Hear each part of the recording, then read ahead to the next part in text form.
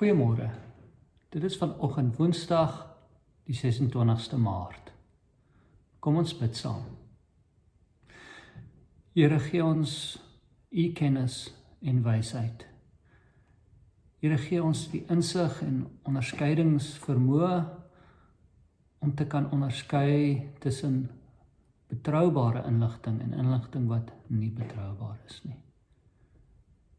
Amen. Ons versie vandag kom uit Spreuke 18 vers 15 en ek lees dit vir ons. 'n Mens met insig doen kennis op. Wyse mense hou hulle ore oop vir kennis.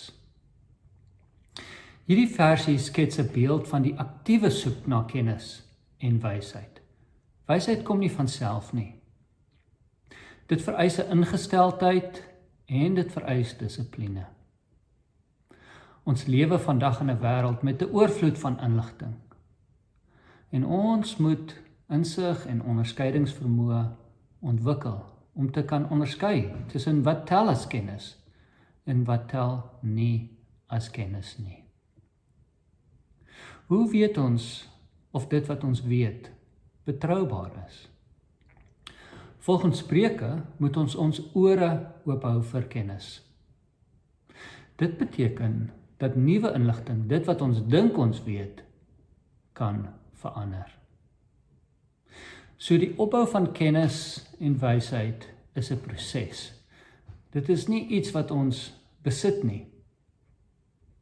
Ons kan dit sien soos 'n legkaart met oneindige stukkies waaraan ons bou. Soms is daar 'n nuwe stukkie wat ons forceer om 'n gedeelte van dit wat ons reeds gebou het uitmekaar te haal en weer oor te bou. Die genade van ons Here Jesus Christus, die liefde van God en die gemeenskap van die Heilige Gees sal met julle almal wees. Totsiens.